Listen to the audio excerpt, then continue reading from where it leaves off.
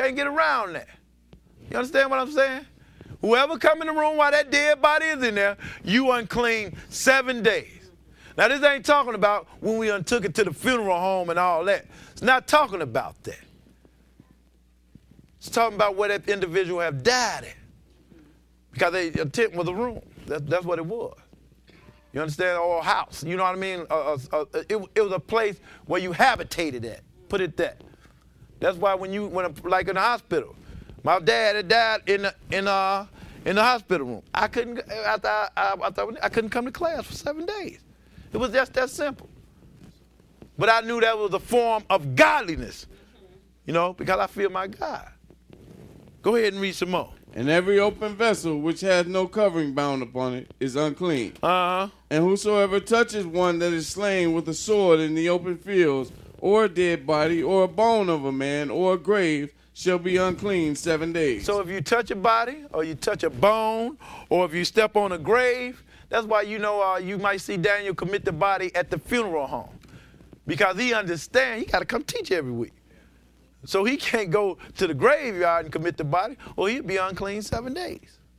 So we commit it at the funeral home, and then let the funeral home people make their money. You understand what that's? Right. Let them do their job. Let them do their job. Because we have done everything we were supposed to do. But you're unclean 7 days. And when you're unclean, you do not step in the tabernacle of the Lord or the house of God. That is a form of holiness. See, we have to teach these things periodically because, some people don't know. We get new people in here. But we trying to show you how to walk godly. We know we can't get it to the letter because we're getting ready to read something now where, on some occasions, hey, we cannot get it to the letter, but we got to do the best we can. Let's go to Leviticus, the 15th chapter.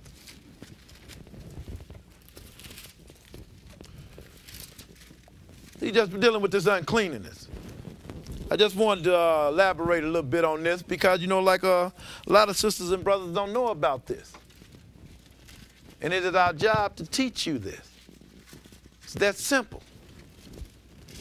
Because I know everybody in here want to serve God in truth. Leviticus 15, and we're going to pick it up at verse 1. We're going to skip a little bit, but we're going to read some things. Go ahead and read. 15 and 1. And the Lord spake unto Moses and to Aaron, saying, Speak unto the children of Israel, and say unto them, When any man hath a running issue out of his flesh, because of his issue he is unclean. And this shall be his uncleanness in his issue, whether his flesh runneth with his issue, or his flesh be stopped from its issue, it is his uncleanness. When a man have an uncleanness come from him, because you got some people, brothers, that will have an issue come from them due to straining themselves. Then I don't want to say it, but then, like I said, you might have a brother with an STD or something. Or did something he wasn't supposed to do. He is unclean. Then I might have an infection of some sort. You follow me? He is unclean. Skip on down to verse 13 and read. And when he that hath an issue is cleansed of his issue, then he shall number to himself 7 days for his cleansing, and wash his clothes, and bathe his flesh in running water, and shall be clean. So while you got this uncleanness on you, you unclean. But when it finally stops, count your 7 days, then you will be clean. That's simple. You shouldn't want to come into church when you're like that. You understand what I'm saying?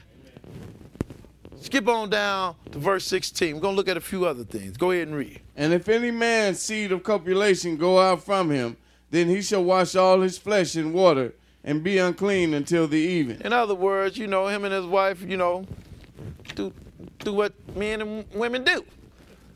See the copulation, They get quality time together. He is unclean until evening. And she is also unclean till evening. Go ahead and read. And every garment and every skin whereon is the seed of copulation shall be washed with water, and be unclean until the evening. Now, if it so happen to get on the sheets and everything, just wash the sheets and it'll be unclean till evening. Go ahead and read. The woman also with whom man shall lie with seed of copulation, they shall both bathe themselves in water, and be unclean until the evening. So you would be unclean until evening.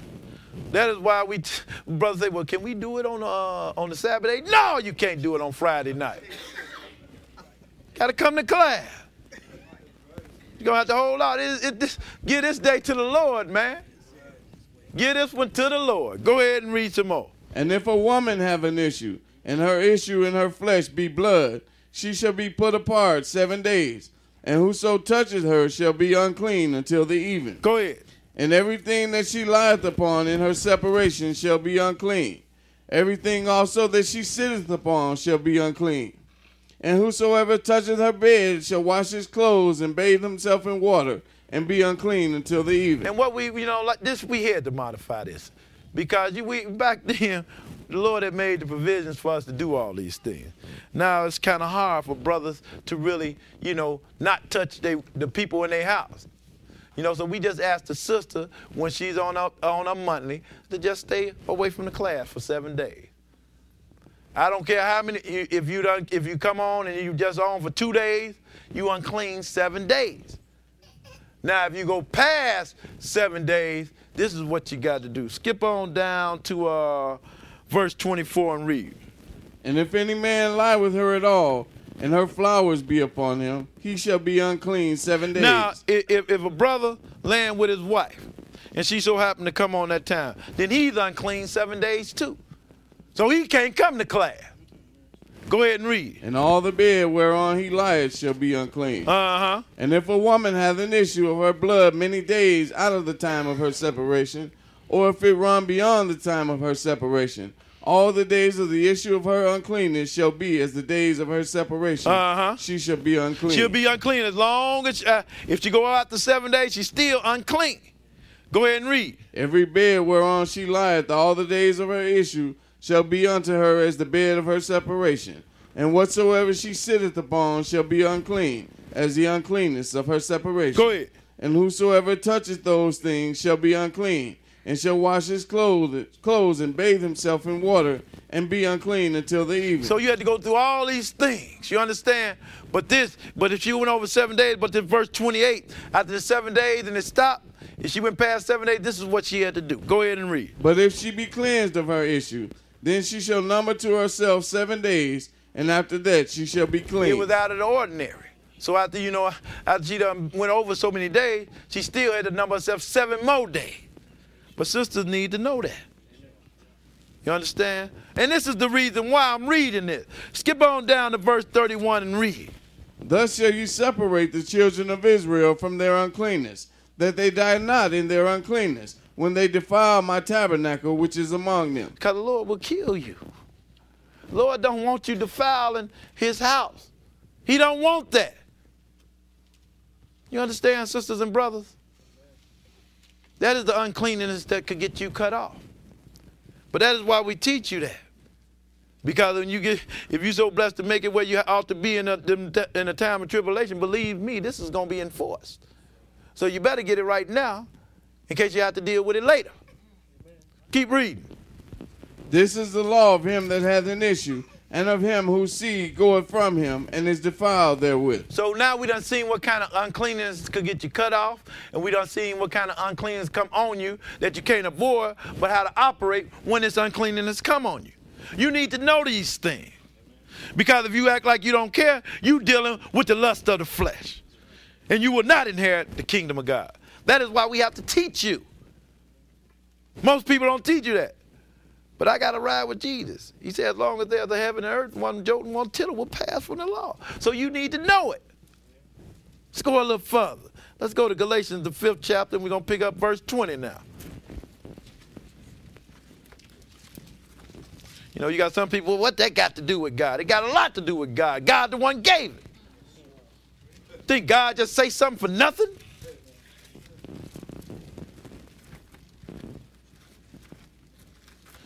Lord ain't took all this time to get this book here to us and to avoid anything.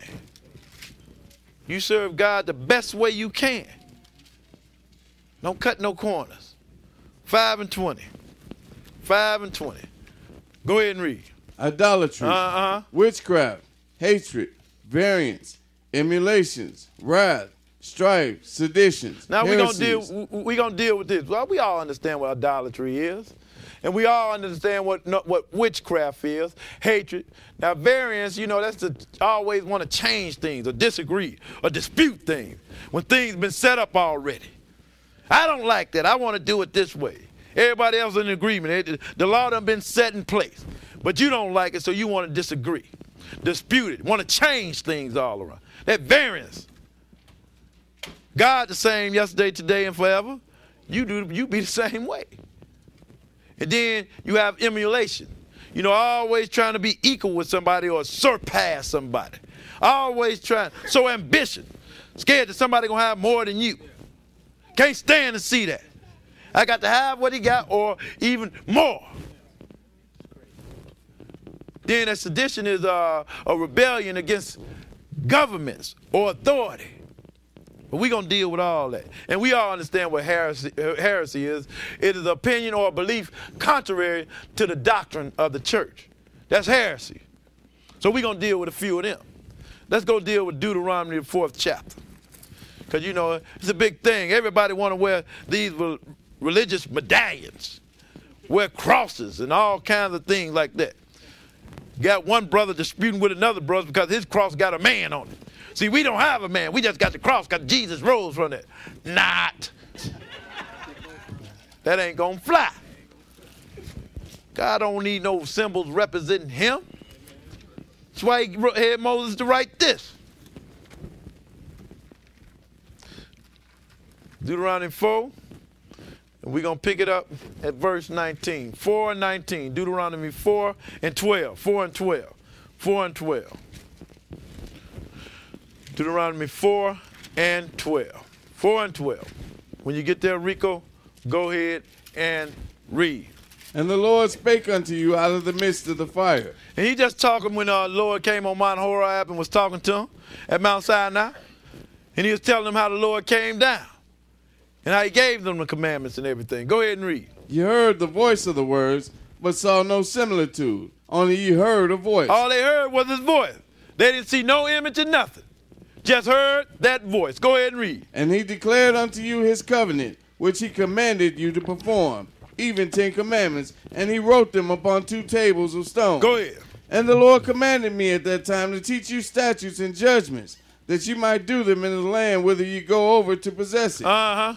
Take ye therefore good heed unto yourselves, for you saw no manner of similitude on the day that the Lord spake unto you in Mount Horeb out of the midst of the fire, lest ye corrupt yourselves and make you a graven image, the similitude of any figure. Yeah, any figure. You don't make a similitude of anything to represent God. Because that's what they say, the cross, it represents Christ. It represents God, this cross. No, it don't. It represents the way you can execution. That's what it represents. Jesus wasn't the only one died on the cross. You understand what I'm saying? Let's make some sense out of this. Go ahead and read. The likeness of male or female. The likeness of any beast that is on the earth. The likeness of any winged fowl that flieth in the air. The likeness of anything that creepeth on the ground. The likeness of any fish in the waters beneath the earth. You don't make it in a similitude of nothing. Well, you know what represents God? His word. That's what he gave you on the mount. And that's what you put inside you to represent God. People should see God in you by the way you walk. That's how you represent God. They don't like what you're doing, but they can't say nothing bad about you. And when it comes down to your God, you can tell them anything they want to know. And you can show them why you serve them that way. Now you show me why you doing what you doing, talking about this for your God. Go ahead and read. And lest thou lift up thine eyes unto heaven, and when thou seest the sun and the moon and the stars, even all the host of heaven, shouldest be driven to worship them and serve them, which the Lord thy God hath divided unto all nations under the whole heaven. See, the Lord don't want you dealing with none of that. Lord just wants you to walk in his word. That is what represents him. You walking in his word. Nothing else. Honk for Jesus. Why am I honk the horn? And people that, I was wondering why somebody was blowing their horn. I'm wondering, what